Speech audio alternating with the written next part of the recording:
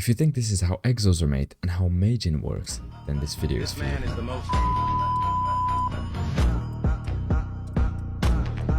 While it looks like the most complex aspect of the game, in reality it is one of the simplest and most repetitive ones if you know what you're doing with it. And I suppose this is why you're here. So, in this video we will cover all the basics of maging, so that at the end of watching the entire thing, you should be confident enough to head to a workshop and create the most beautiful items to use or sell. We will look into everything from what happens when I pass a rune on an item, when is best to use which rune, what the hell is sync, density, weight, overmage, exo, what are all these things. Once you understand all the principles I will explain here, you can head over to this playlist right here and watch some of the most beautiful items I have personally created, where I apply all these principles in a series called Birth or Crush. Right, let's get started with the first question. Where do runes come from?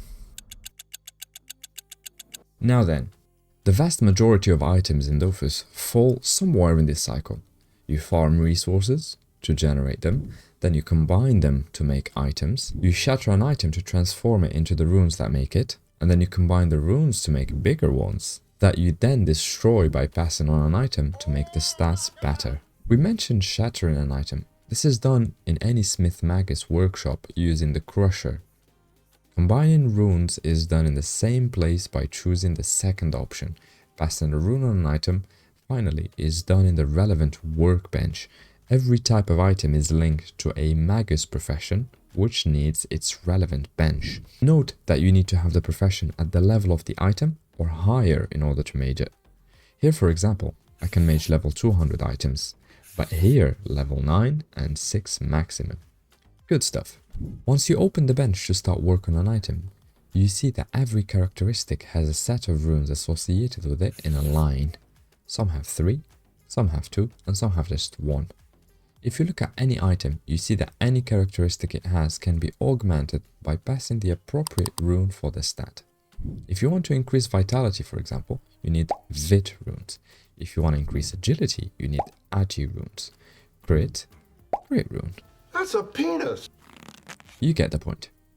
Let's take agility for example. You have the Agi rune, which gives you +1. Then you have the Pa Agi, which gives you +3. And then you have the larger one, the Ra, which gives you +10. We'll see which one to use and when in a bit.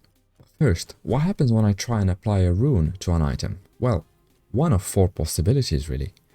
Let's take an item that gives 5 of each elemental stats. The first scenario is the rune goes through and nothing else is affected. This is called a crit. The second scenario is it goes through but it reduces something else as a result. This is called a neutral success. The third one is it does not go through but diminishes something else on top of that. And the fourth one, which is quite rare, where the system simply will not allow you to pass a rune. You get the general idea by now. In order to get the stats that you want, you'll need to juggle runes until you get there. Now then, when do you use which rune?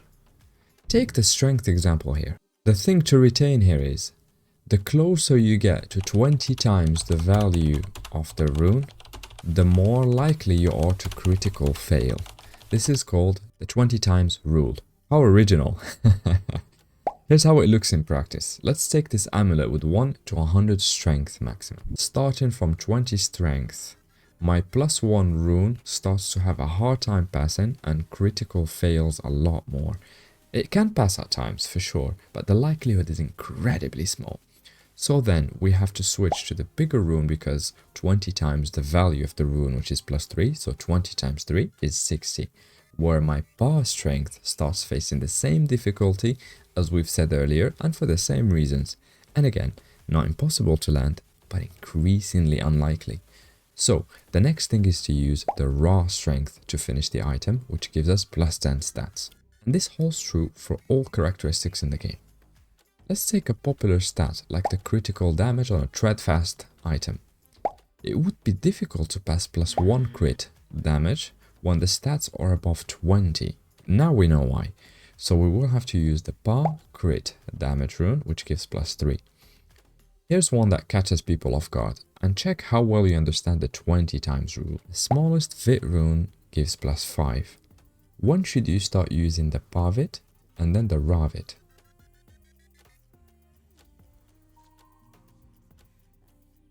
Nice. If you said 100 for Pa and 300 for Ra, then you got it. Let's do the math. 5 times 20 is 100 vit. So the small vit rune is good up until 100. And then we move on to the Ra vit, which gives plus 15. If we multiply that by 20, it gives us 300. So after 300, we need to switch to the Ra vit, which gives plus 50, which is good for 300 up to 2000. Fantastic. Let's move on to something a bit more complex. What? The 3 words, sink, density, and weight. What on earth are they all about? Bro, what are you talking about, man? These terms get thrown a lot, and the way to understand them is by looking at every rune individually, as it tells you its density. So the plus 3 critical damage rune weighs 15. This helps us see how heavy a stat in an item is. In this example, the Adventurer hat weighs 5 times 1, because we have 5 of each elemental stat, which weighs 1 each. So the item as a whole weighs 20. So now we know what the weight and density are. Let's look at the interesting sink and what it means. Remember those possible scenarios we mentioned at the start?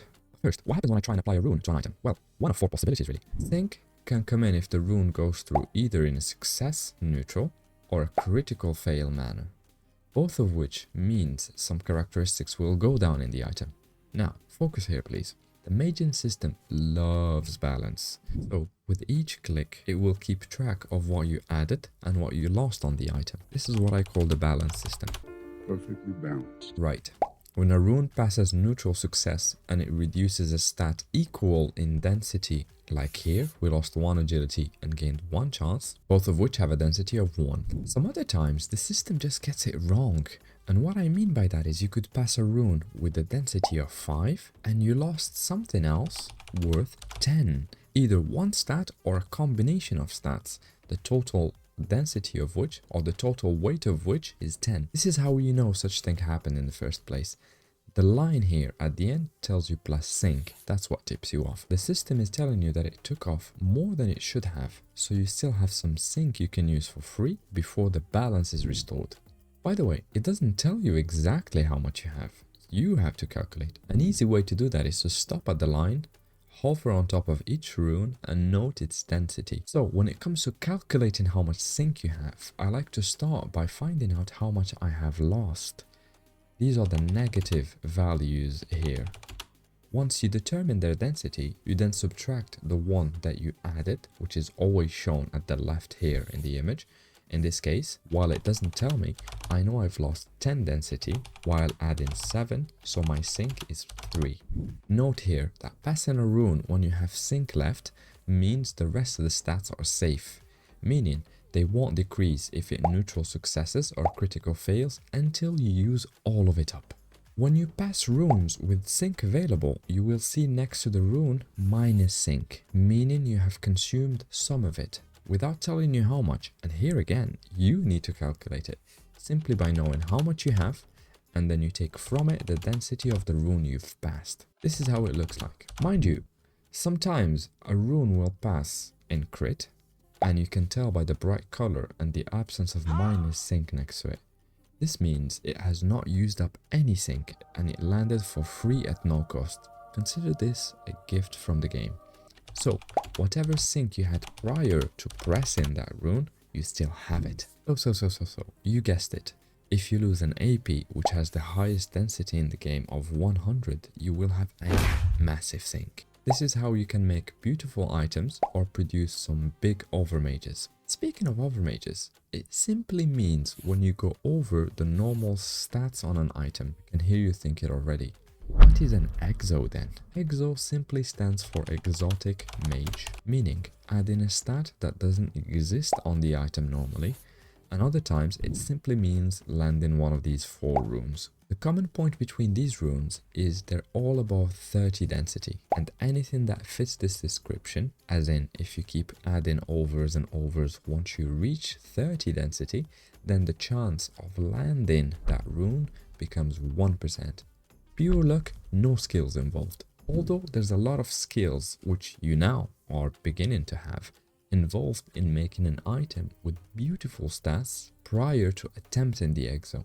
One last thing, you might remember that the first 3 scenarios we explained well. The last one, where the system won't allow you to pass a rune at all, we didn't. Now you're ready to find out why. And it is called the 101 sync rule. Again, very original.